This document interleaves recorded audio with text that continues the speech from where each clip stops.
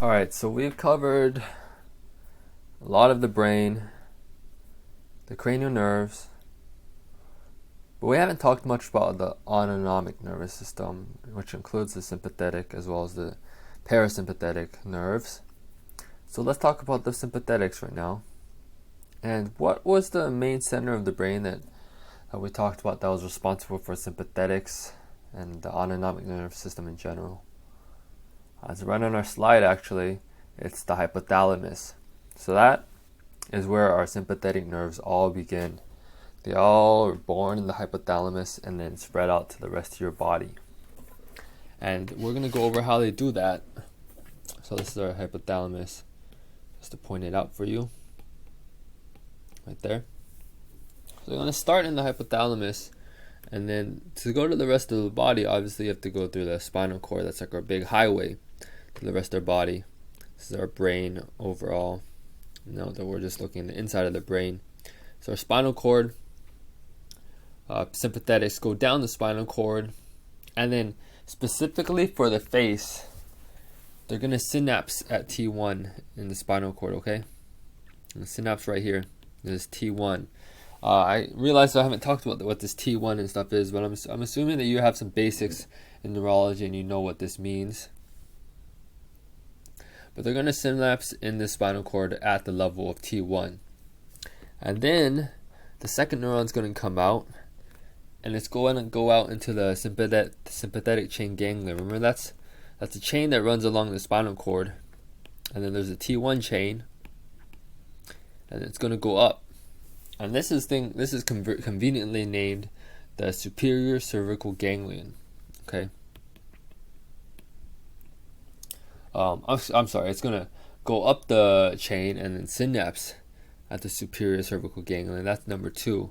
So this is synapse number 1. This is synapse number 2. And then, and this guy's our face here, okay? This guy's face and eyes here, okay? This is a terrible picture, I know. I went to medical school, not art school.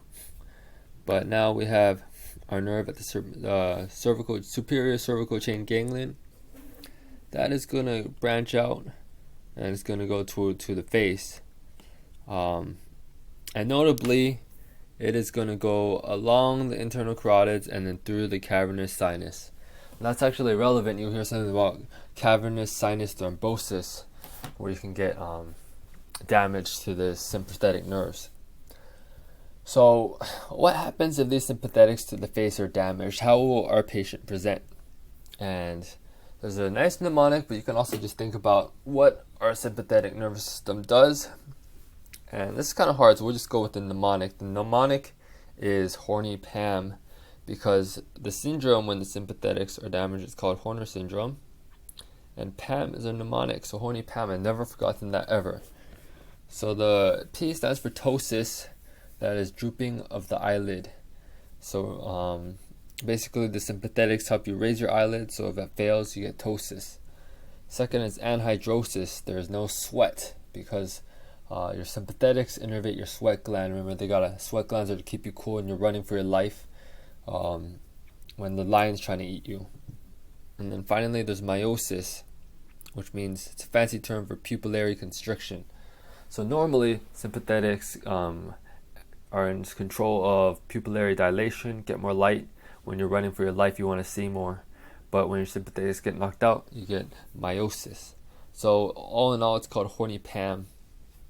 And there's lots of causes of Horner syndrome, okay? And the reason why I wanted you to know this, the pathway of the sympathetics, is that it makes understanding all the possible causes a lot easier. Because any cause of damage or compression to the sympathetic pathways, from the first neuron to the second neuron or the third neuron, all can cause Horner syndrome that presents like what? Like horny Pam. Alright, that's it for our sympathetics.